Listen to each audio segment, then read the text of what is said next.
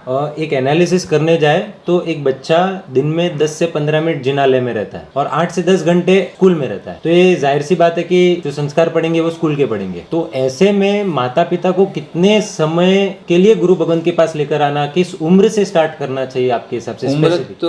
उम्र तो ऐसी होती है ना कि उसको जन्म से ही लेके आओ। माने जन्म से जो महीना जो हुआ कि 1.5 महीने के बाद अपन गुरु महाराज के पास ले जाते, महाराज साहब की पूजा करने जाते, तो आप पहले ये भूल जाओ कि बच्चों कोई भी ग्रास्पिंग नहीं करता है। आप समझ रहे? बच्चा वो उम्र ऐसी है कि हर चीज़ वो पकड़ता है। माता के पेट में से जब भी आया तब से वो माता का ब्रीदिंग भी उसको याद है, उसकी स्मेल भी याद है।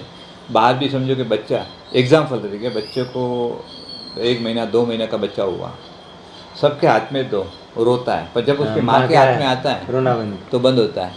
तो उसका मीनिंग क्या हुआ? उसको पता चलता है इसका। वो बोल नहीं पाता, वो नहीं कर, हर चीज़ पकड़ता है।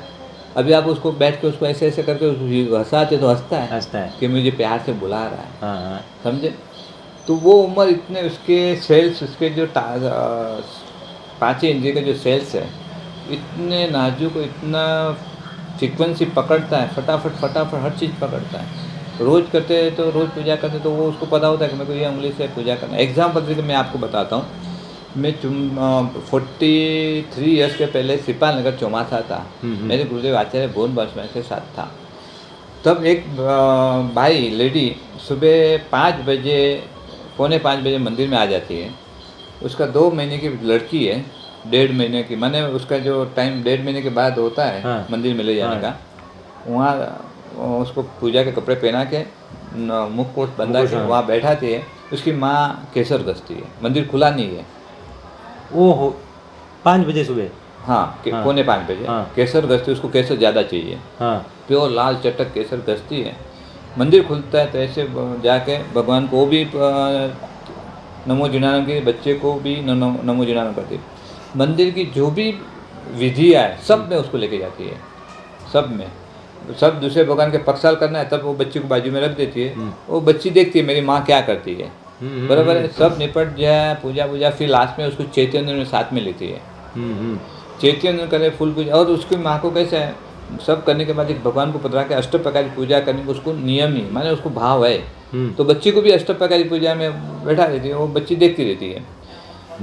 तो शुरुआत में 1 महीना क्या हुआ, जब उसको घर पे ले जाती तो 1 महीना उसने पीपी कभी कर ली, 1-2 बार कर ली। तो माँ ने पैसे कपड़े ढेर सारे ला के रखे थे। 2 महीने के बाद क्या हुआ, सब करने के बाद माने उसको 2-2.5 घंटा लगती है मम्मी को। सब भगवान की पक्षाल, ऊपर आदेश्वर भगवान, नीचे मुनीश्वर दादा है। सब करने के बाद मैंने बताया ऐसे भगवान को 8 प्रकार की पूजा, लाल चटक केसर से, चैतन्य भी साथ में। फिर वहाँ जाके घर पे जाके सब उसके कपड़े निकाले। लास्ट में उसका मुख कोष खुलता है। जैसे मुख कोष खोला ऐसे पीपी करेगी। सब कपड़ा बदल दिया, आपने मुख कोष नहीं खोला तब तक वो पीपी नहीं करेंगे। उसको जन्म से उबाला हुआ पानी दिया हुआ है। उसको 5 तिथि कभी लीलोतरी नहीं दी उसकी माँ ने। उसको शाम को 2-2.5 महीने के बाद कभी उसको फीडिंग नहीं कराई है। अच्छा। अभी वो बच्चा 16 था, माने उसकी माँ की फ़र्ज क्या थी, उम्र से 13 साल या 16 साल तक उसको संस्कार देना।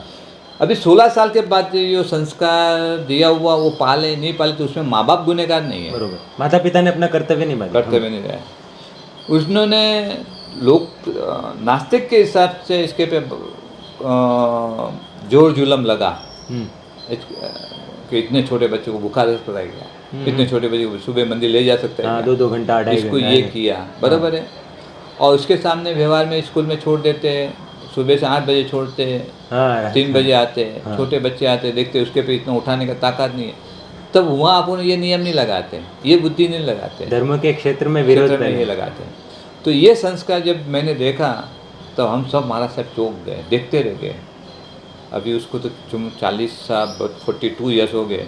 अभी वो लड़की का मैंने पीछे तो कभी देखा नहीं है, पर वो देख के मेरा सिर झुक गया उसकी माँ के प्रति कि माँ। और जितने भी गच्छातिपति है, जितने भी आचार्य महाराज हैं, भगवान के चैतन्य करते और भगवान की चौखट ऊपर अपना सिर झुकाते लास्ट में, और उसमें सब मांगते कि भगवान इस भाव में हमको दीक्षा मिली, बड़ी दीक्षा हो गई, अच्छा पालन किया, गुरु का विनय भैया हो करके जितनी शक्ति थी उतना हमने ज्ञान दर्शन चाहिए थे, आगे बढ़ते बढ़ते बढ़ते कोई आचार्य तक पहुँचे, कोई गच्छाधिपति तक पहुँचे, जो भी जहाँ भी पहुँचेंगे वो सिर पे ऐसे चौकट पे सिर रखे मांगे कि आप वो माँ तो भगवान समाधि आपके અને आने वाले भाव के अंदर कोई ऐसी साविका के कुख से मेरे को जन्म देना कि जन्म से सब संस्कार देवे और 8 साल की उम्र में हमको दीक्षा दे के हमारी जहाँ साधना रुकी थी वहाँ से वापस आगे बढ़े। तो इतने बड़े गच्छाधिपति भी किसकी पेट से जन्म मांग रहा है? सुशाविका। एक कोई साविका ने पेट आया जन्म मुझे देवे और मुझे जो ये मेरा आयुष्य पूर्ण हुआ वहाँ से वापस स्टार्ट हुए 8 साल के बाद, तो वो साविका मुझे वापस आगे लेके जा रही। हाँ, तो संस्कार होगा तो ही इतने बड़े गच्छाधिपति मांगे, माने संस्कार की कितनी बड़ी। और दूसरे नंबर में ज्ञानियों ने साविका सावक कुल के अंदर के लिए इतना प्रशंसा की है, इतना उसको महत्व दिया, इतना उसको फोकस पॉइंट दिया है। तो आपका जीवन कैसा होना चाहिए सावकों का?